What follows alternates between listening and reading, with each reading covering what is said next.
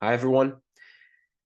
Thank you for hosting me as a keynote speaker for this Student Research Week hosted by the International Journal of Exercise Science. My name is Sébastien Lagrange. I'm a director of high performance and strength and conditioning coach. And today I'm going to share with you the results for my latest scientific paper that I published entitled The Optimal Time Window for Complex Training in order to increase repeated sprint ability in professional ice hockey players. A little bit about myself to start with. At the university level, I do hold a bachelor, a master, and a PhD at the University of Quebec in Montreal. But outside of those, I do hold over 20 different certification from different formation in the strength and conditioning field and nutrition. You can look all of the different formation that I did in the past 12 years on my LinkedIn profile. That will be in the last slide in the contact information. And I'm still doing private mentorship with some of the best in the field twice a year to make sure that I'm up to date to give my athletes the latest information available to increase their performance in their sports. And I think this will be the first tip that I would like to share with you is to invest in yourself, to make sure that you can grow as a strength and conditioning coach. And if you want to achieve the highest level possible with the highest level athletes, you need to know the most amount of information possible. My employment history, I was really lucky. I started in 2011 as a 20 years old, and my first year of my bachelor degree at the same gym that I am today as a director of high performance and strength and conditioning coach at a gym called Axxeleration Performance Center. It's a really small gym of 18,000 square foot where we actually are located inside of a arena rink. So we specialize in hockey player from minor to professional ranks.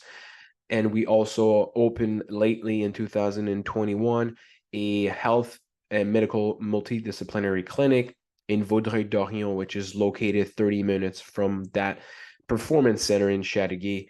And those two centers are probably the two performance center in terms of rehab and also high performance in terms of training in the South Shore that we are really well known and recognized in the Montreal area. My research interest is basically pre-game training towards post-activation performance enhancement, so PAPE.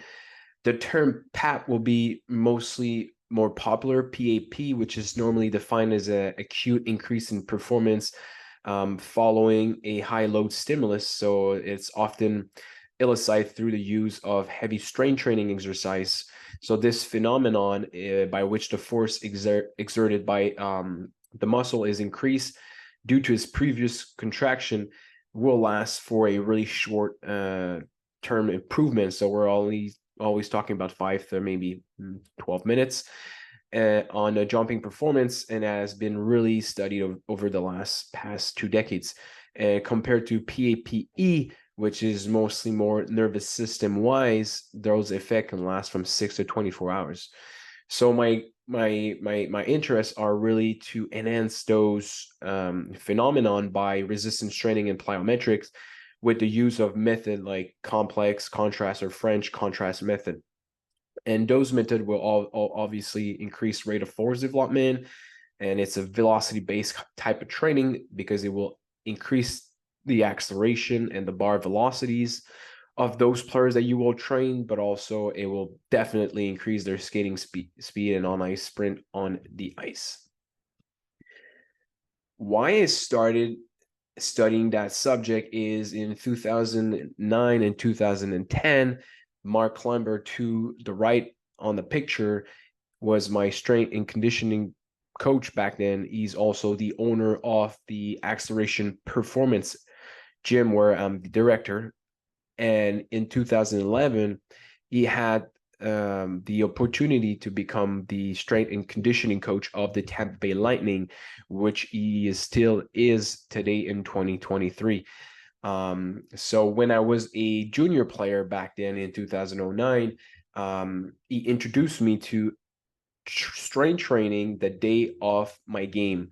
So basically, I was doing Olympic lifting and heavy squat, 3 sets of 5 reps, for an example, a few hours, 3 to 6 hours before my game, and I felt it was a game changer. I felt like my stride. I felt like my first shift felt like it was already like if I was in the second period.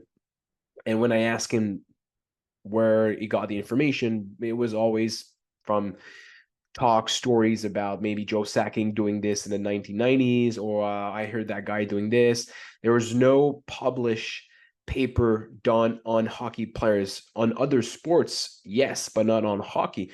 So I decided, okay, I see the results on myself as a player back then. So I want to make sure I can study it, publish it to make sure I'm able to use it probably when I'm going to start my career in a strength conditioning coach.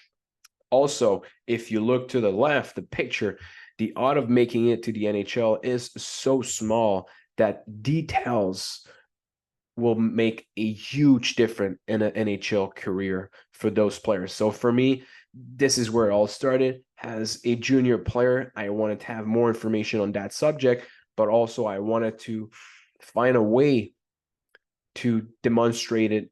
How can we increase the level of performance the same day of the game, and to increase the performance, increase their chance of making it to the NHL?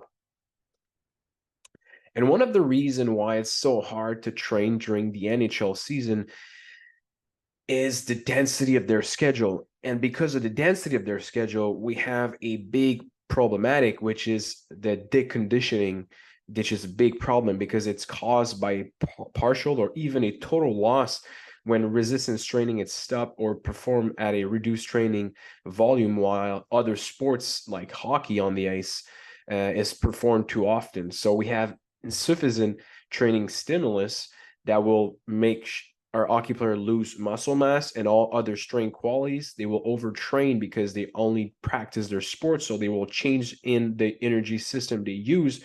And a lot of study published lately have shown that 3 months into season, we see up to 6% loss in isokinetic knee extension strain, and after 6 months, up to 16%, which is huge. One of the way that we can actually make sure that we retain all those strength qualities is by the use of those delayed training effect. So the level of strength an athlete has achieved can be maintained or even preserved, but not improved, obviously, during the whole season. But with only 2 short 30 to 40 minutes strength training session, we're able to maintain those strength qualities. So the retention, like you can see on this pictures taken from the book Block Periodization, Breakthrough in Sports Training, we're able to retain strength up to 1 month if we, for example, perform strength training with heavy load once a month. We're able to retain power 15 plus or minus 5 days if we actually perform a training towards power, etc., etc. And speed is the first thing that you will lose, because if you don't practice it after 5 days, this is the first strength quality that you will lose. So a short residual effect will have to peak as close as possible to the day of competition, for example, speed.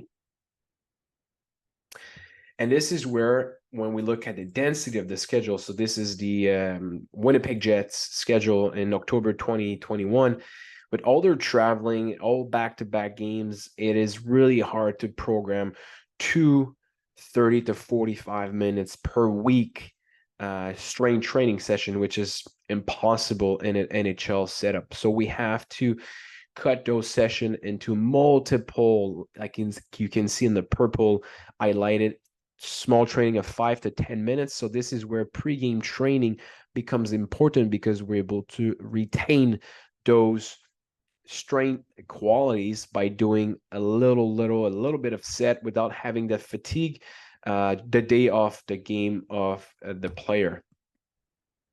Another question that we normally have is how strong a hockey player has to be.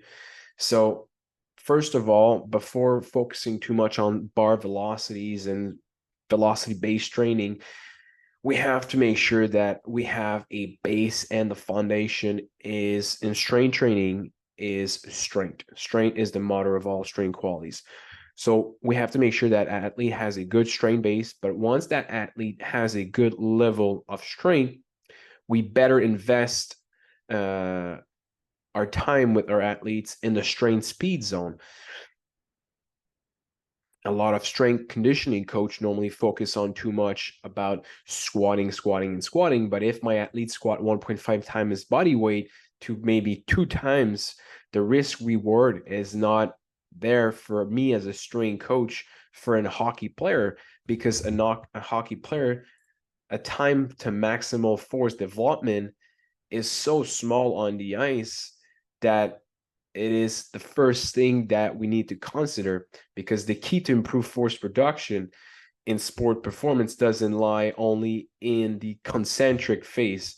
In order to develop explosive strength and to do in a manner that is transferable to sport, we must train the other type of contraction, the eccentric, the isometric phase of the dynamic movement at the same level as the concentric phase. So by doing that, and by knowing that hockey is only 0.14 seconds and it doesn't allow us to generate maximal force, because maximal force heavy squatting takes 0.3 to 0.4 seconds and up to 0.7 in research, we have to make sure that we learn the athletes to train and make sure that they're able to move a heavy load, maybe 80%, 70% of the 1RM, but as fast as possible. And this is where complex training and strength power potential complex comes in. So if we look to the left on the slide, this is the PAPE effect. So we can see that normally we're going to have a peak after a few moments of the potentiation, and then we have at the same time we do have the same amount of fatigue. So the athletes, after a heavy squat, the potentiation is the highest, but the fatigue is also at the highest. So the goal of this is that the fatigue has to dissipate faster than the performance to make sure that they peak. And normally this will only last from 3 to 12 minutes.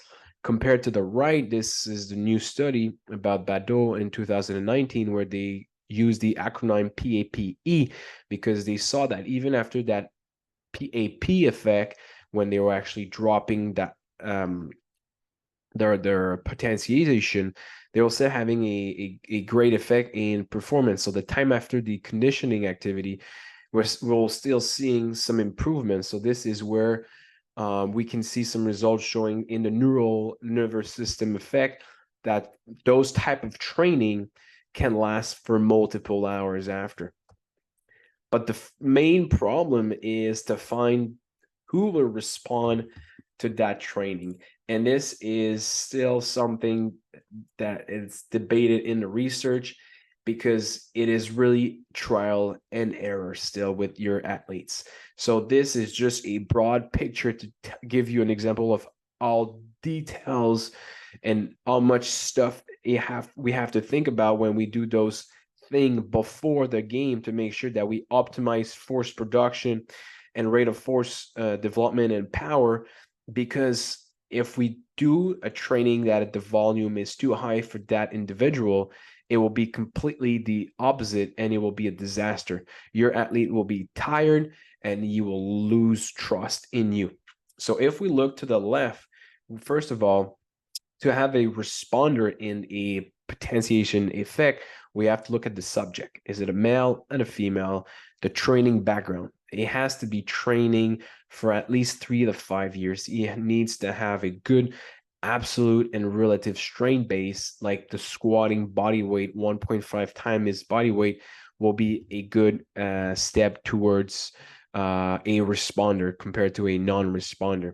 Muscle wise, the exercise that you will pick, the joint position, the type of fiber. Obviously, in the research, a lot of fast twitch fiber sports will respond way better because of multiple factor like the Na plus, K plus pump, etc. And if we look to the right side, this is more specific to the strength coach, where you will decide the training, the amount of set, the volume, the rest interval, the type of contraction, and all of those will bring the PAP effect you can see at the bottom of the graph. So whether you will have a great effect on the rate of force development or completely the opposite, you will bring your athletes to a fatigue state, which you don't want. So it's really a trial and error, and it's still something that we don't have the right answer for the moment. You have to log in to make sure that your athlete will have the great effect with that method. So this is where my first study. If you click here, it will bring you to the link online on the PubMed. Contrast training generated post-activation potentiation and improved repeated sprint ability in elite ice hockey player. This one was published in 2020, and we did. We did this study on 41 players. Basically, the players were elite and junior major level hockey player between the age of 15 and 21 years old. They had to have the minimum of 1 year of a strength experience. So to the left, you can see all the control group characteristics. And to the right, you can see the experimental procedure that is basically the same as the next study that I'm going to show you. So basically at 7 p.m., we would do the pre-testing. So the experimental group and the control group will weigh themselves, will take their body composition, will do the vertical jump, a broad jump, and we'll do the repeated sprint test on the ice. And then on the day 2, we'll do with the experimental group, at the first session at 1 p.m., we'll do the contrast training session. And then at 7 p.m., we'll redo the test, which are exactly the same as the pre-test, to see if there were improvement after the pre-game training. And for that study, we were able to demonstrate that hockey player that underwent a complex training, which is a training that you do heavy squat, heavy trap bar deadlift with a superset right away, a jumping performance. So it could be a squat jump 6 hours prior to on ice repeated sprint testing, improve their performance. They reduce their total sprint time. They improve their mean sprint as well as their first sprint speed. So it showed that the potentiation effect generated by a complex training protocol did not have any impact on the jumping performance, but had a great impact on the repeated sprint on the ice. So this was my first study done 6 hours before. And after this, this is where we wanted to invest even more to see if we were choosing a window that was further away. So 8 hours instead of 4, a 6, and a closer window, we had the same results. So the second study that I published in the international journal, you can also click at the link to have the full research. The purpose of the study was to investigate the effect of 2 times windows. So now the 8 and the 4 hours, following the same complex training protocol on the lower body power and on ice repeated sprint ability. And the aim was to determine the post-activation performance enhancement effect on each protocol and investigate if one was superior to the other one.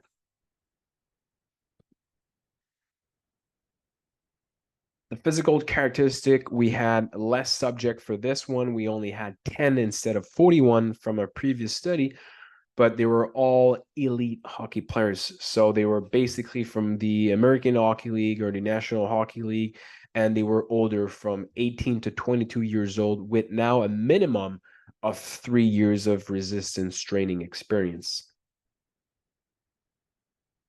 We did not use any control group because of the latest research published shown that on the 41 elite hockey players, complex training improved already the ability to increase their 40-meter sprint speed.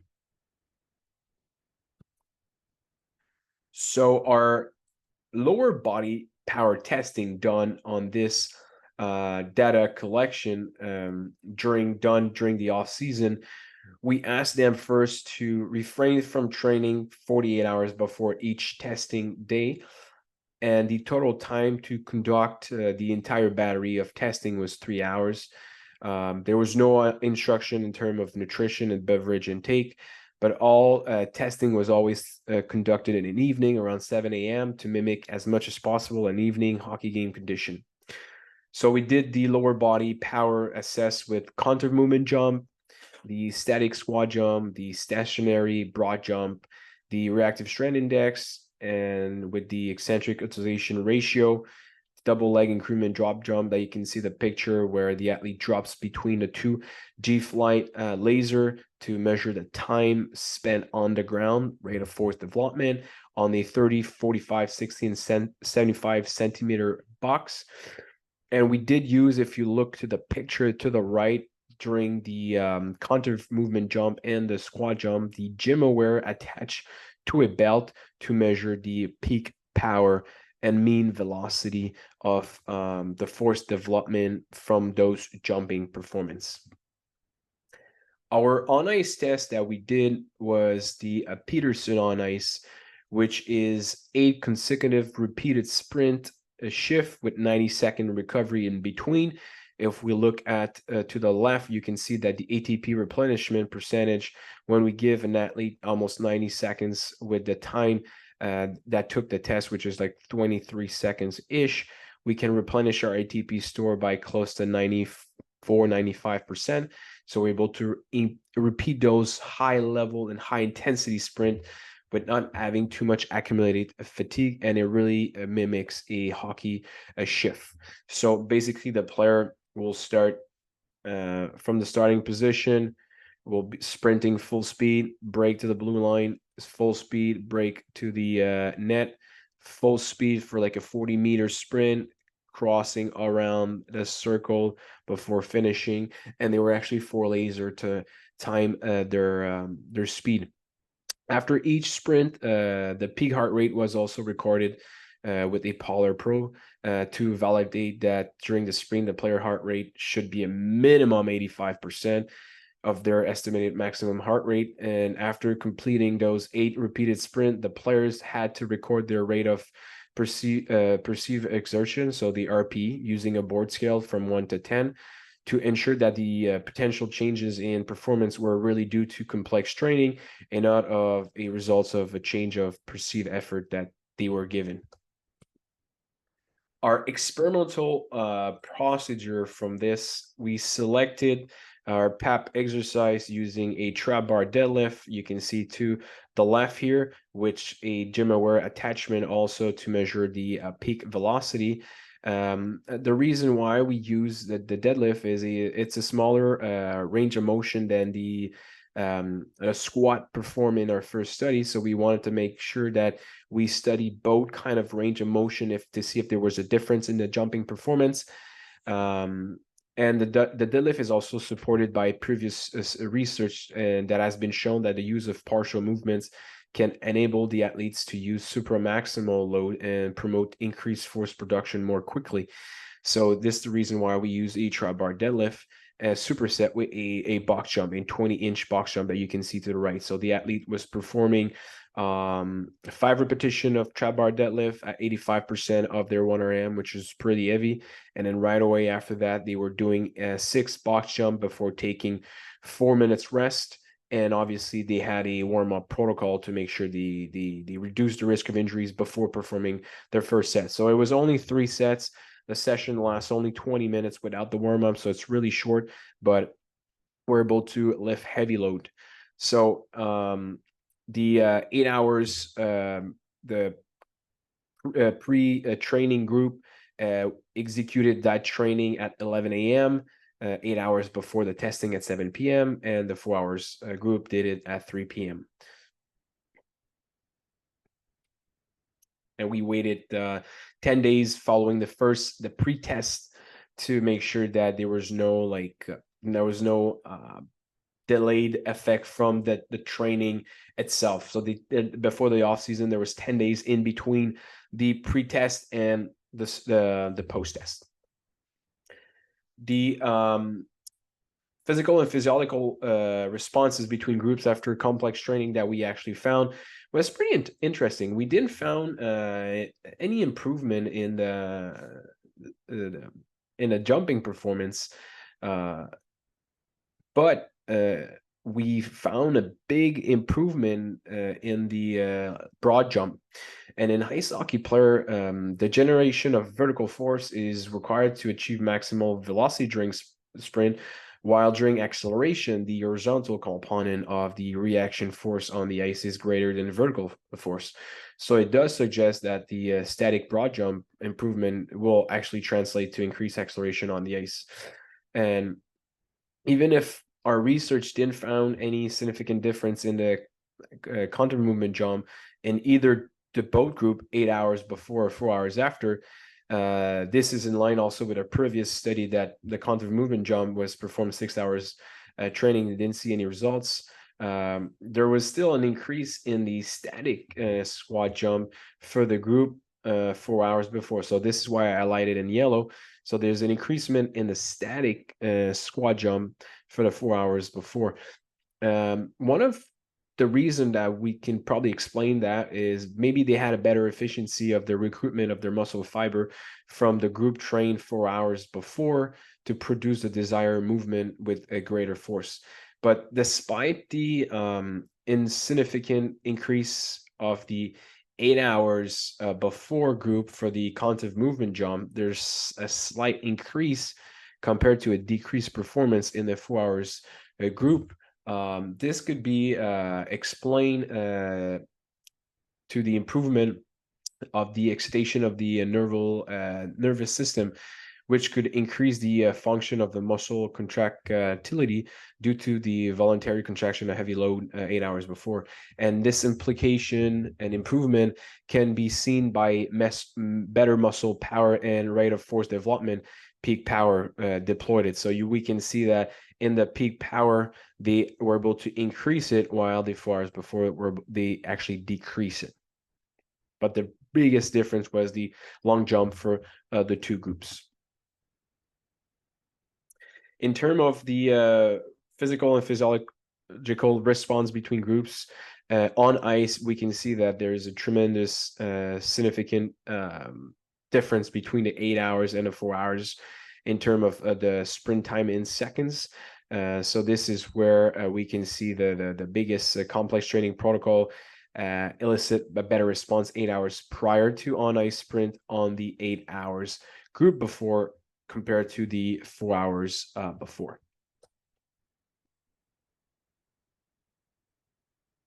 The lower body power responses before and after complex training, if we combine it all. So we actually did the statistic collection and separate group, but we also put them all together to see if they were an improvement.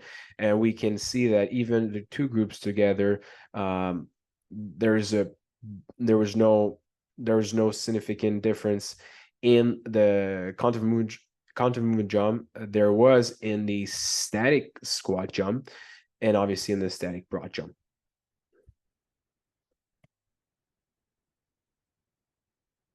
The effect on the sprint, we can see that the total 8 sprints for the 10 players gathered together went from 178.2 seconds to 172.1 seconds, so down by 6.1 seconds, which is huge, which is a significant reduction in also a significant reduction in almost all of 40-meter sprint time for all the subjects. So you can see on that chart that the pre and the post-test, there was a big difference in the total sprint time and in the 40-meter sprint time. And even if we divide this this graph in meter per second, we can see that it really suggests that performing the complex training 8 hours before on-ice performance will allow the athlete to maintain a high intensity and repeat effort. They will improve their 40-meter sprint time. So this was the pre test and the post test, so sprint per meter. So they were able to do more meter per second on a 40-meter sprint time, both groups after the complex training. So a conclusion is choosing the ideal time window between complex training protocol before the competition should not be overlooked. So it really seems clear that with our latest research paper that a minimum rest of 6 hours between the complex training protocol and the competition might be necessary to fully optimize the PAPE effect. And it will also appear that 8 hours prior complex training would be the best option to achieve the full potential in power and deployed force development in trained athletes. On the other end, training protocol 4 hours before would be still a possible option to increase PAPE when the strength coaches have to plan to work out on the same day. So if we were talking about off-season training with your athletes and you decide to do a strength training session and then later on an energy system session, this is where maybe we know that having a 4 hours in between those two training will still be beneficial because it seemed to still promote and increase the local muscle strength of the muscle strain earlier. And it's why when we look at Soviet countries, they normally are Russian back then method. They used to have the 2-a-day type of training for bodybuilder and stuff like that. They only had the 4 or 6 hours in between. So this might explain why they were waiting for the 2-a-day training a few hours in between.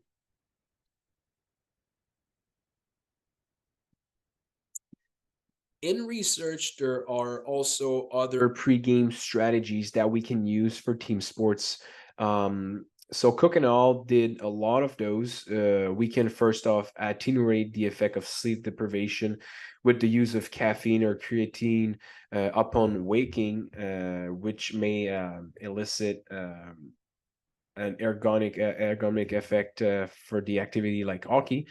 Another thing that a pregame training can do, or an activation the day of the game, if we look at in the morning, is it will actually improve your circadian rhythm by training in the morning, because Cook and all found that by slowing down the testosterone, which is normally the highest in the morning, and also the same for the cortisol, by training we're able to increase those hormone in our blood for a longer period of time. So this could also explain why doing a training in the morning could have also a beneficial effect on the performance later during the day. Hormonal priming also by doing key message or doing pregame talks, tactics, showing video, has been shown also by Cook and all, by showing, for example, train athletes intense training video. They were able to demonstrate that by looking at YouTube video, they were able to increase this testosterone, which was associated by the improvement of their 3RM on their back squat performance 15 minutes later. So that could be another kind of pregame strategies that in hockey they actually already use it by looking at videos of their pregame or the latest game, or the opposite opponent strategies and stuff like that. The last two would be the warm-up, to make sure that your body temperatures is at a good temperature, to make sure that we don't actually lose performance-wise. So 80% loss in temperature could be gained in just a warm-up following a 15 minutes of passive rest. And the other thing that we could look is by wearing a garment, a really tight garment that normally hall hockey players have during the post warm-up. It will kind of keep the core temperature by up to 50% longer. So those are other strategies with the pregame training that we can actually incorporate the day of the game of a NHL player that could increase their performance. What is the future of pregame training? So following those research, it is proposed to use this method with the athlete during a day of the game practice before and during, since the study only represent only 30% of the number of total sprint of a NHL player.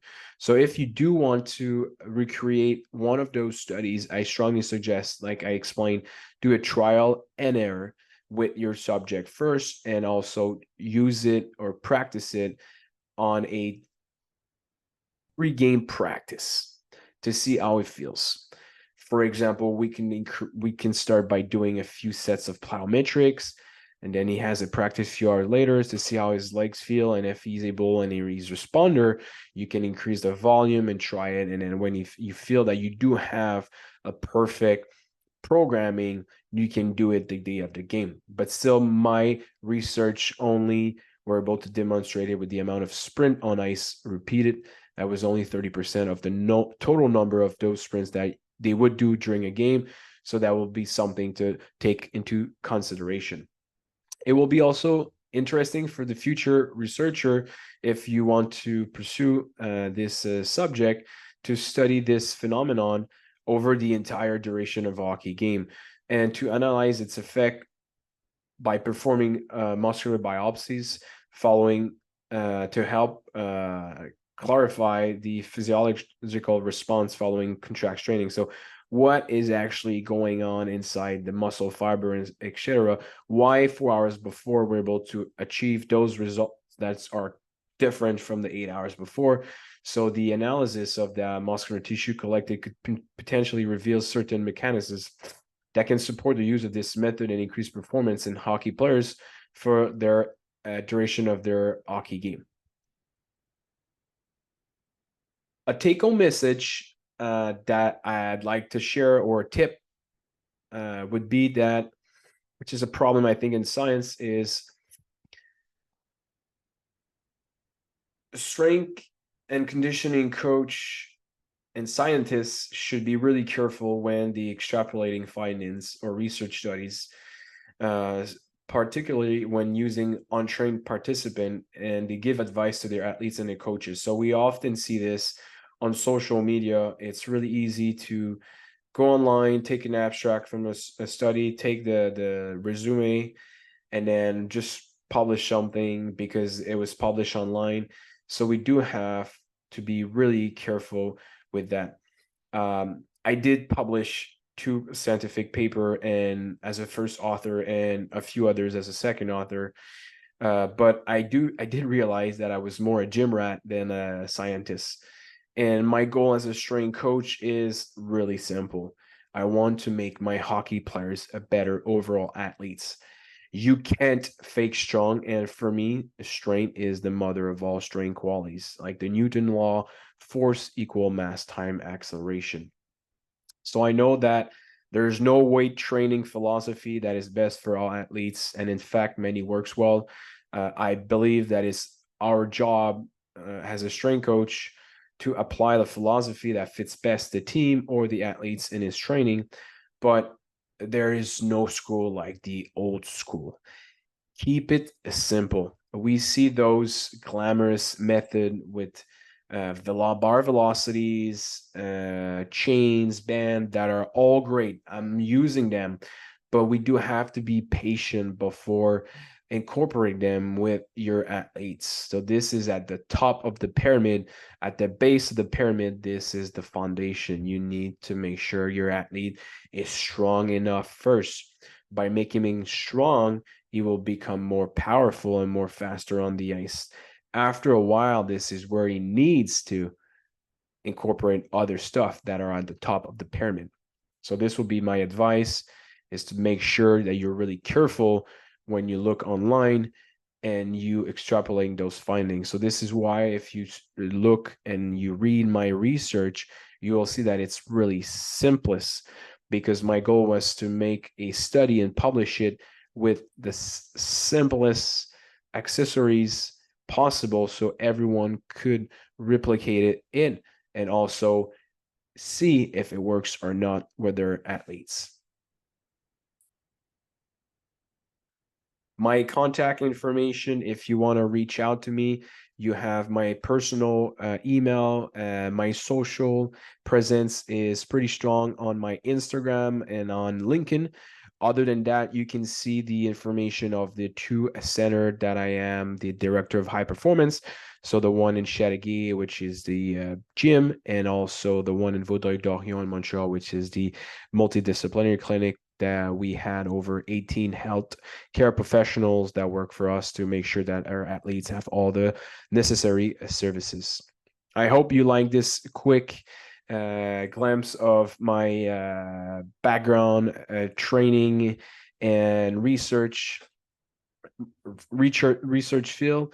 If you do have any question, if you like to contact, if you want to do a mentorship, you want to come to Montreal, reach out to me and we'll be in contact. I will answer you for sure.